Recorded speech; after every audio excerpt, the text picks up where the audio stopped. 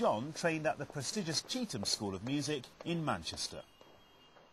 Well, when I first came to the school, at the age of 8, I joined as a cathedral chorister. And then after that, I auditioned to stay on as a full member of the school in a specialist field, in which I chose two, which was piano and singing. In the archives, some little pictures of you. You know how old I was then? 14. Were you 14? A few names of this. Saw her on Sunday, actually. It was the happiest years of my life. It really was. You know, I've still got the friends there today that I've made, and we're still in contact. Jon's been here a couple of times singing back with the old alma mater, particularly doing a piece called The Ballad of Heroes, Benjamin Britten, which we did at Bridgewater Hall with him, which is about 6 years ago, I think, now. And we hope, obviously, that as things move forward, you know, we can keep in contact with Jon and look forward to seeing him playing alongside us, performing alongside us, I should say, in the future. Well, when I came to the school, Jon was just moving into the sixth form. He was one of these kind of great passionate individuals. You knew that whatever he would do, it would turn out well. He was trying to explore singing, and he always wanted a kind of part in anything that was going. He'd also be the kind of person who'd argue with a headmaster and say, now, come on, we should be doing it this way, or we should be doing it that way.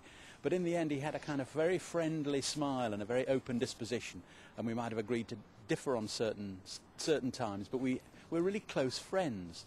And there's something about Jon which kind of elicits friendship with the people that he meets.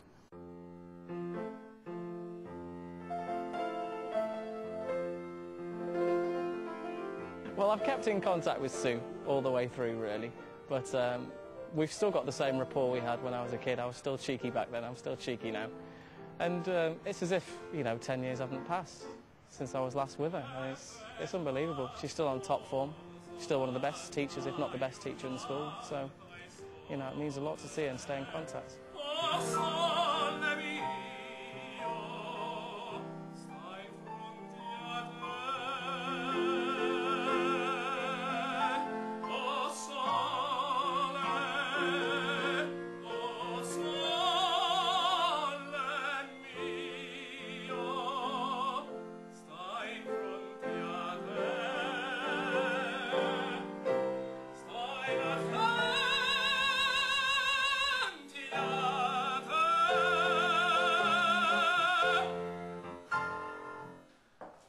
I remember walking through here many a day in access to other parts of the building. God, memories.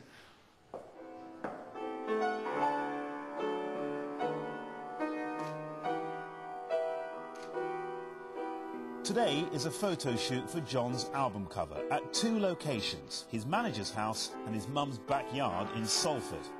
Perry Hughes has been managing Jon for 18 months and has become a close friend. Yeah, Jon, all of a sudden one day, he tracked down my phone number from somebody, and all of a sudden my phone rings and he introduced himself and said he'd got a CD for me, he wanted to drop it off. And he said, oh, I can be around in 2 minutes. And literally he was around in about 20 seconds. He must have been at the end of the street. My door knocks, and there's this chap stood there that, you know, looked like anybody else that you're going to bump into on the street or just come out of the pub. Number one, shaven hair. So I wasn't sure if he was a rogue or what the scenario is. And he stood there. And I knocked on this door and just went up to him and said, I'm better than anything else you've worked with. You want to listen to me. Very cocky. I didn't know how to approach it at the time. And I remember the look in his face, just looking at me thinking, who are you? Get lost. But as soon as you talked about his music, he was convinced that he could stand it there with anybody. So I ended up saying, I'll tell you what we'll do, we'll go in the studio. Went in the studio, and within minutes of him opening his mouth, I just turned around to the producer and said, oh, looks like we're going again in this opera world. We're over at West Orange Studio, hence the orange doors. This is Alan Gregson's studio, who's the producer of the album. He prefers to do the vocals in his own surroundings, and I thought at first take Jon to a bigger studio, make it look a bit more plush. But Jon came down here, did the first set of vocals for the demo, and they just got on like a house on fire, and they feel comfortable here. he's an incredible technician. You know, he sort of knows exactly what he's doing with his voice, but also he's got a great sort of sense of passion, and he's in every way the complete singer, aren't you, John? I couldn't get to the end of that without laughing. Thank you very much. That's fine. A tenner, you see. Just 10? There you go. That's rubbish. Well, we've come up to record the last track, the bonus track for the album. It's a Christmas carol called O Holy Night, which features my orchestra, City of Manchester Symphonia, myself, and a school choir from Worsley, from Bridgewater School.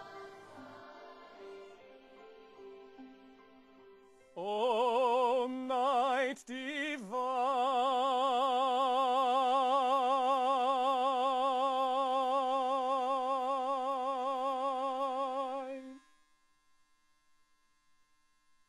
the whole project is a team project. I mean, I couldn't have done this album without Alan or without Perry or without the likes of a lot of people, but myself and Alan, when we were doing all the vocals, and, you know, when we first decided on what tracks we were going to do for the album, you know, it was what he and I decided upon, and his arrangements and my little bits of input here and there that has dictated, you know, the final product, really. Well, today's the main thing. I'm putting the vocals on to finish the track off, so it's the kind of finished product, really, that's what we get. You know, so we do a couple of takes, find out the balance, do a few sound checks, check the levels are right on the vocals. I discuss things through with my producer as to what type of thing we're going to go for, make sure I've got the right type of sound, you know, the right texture. And as you heard then, you know, we just do a couple of takes until we're happy with it, and then cut it together, and there we go.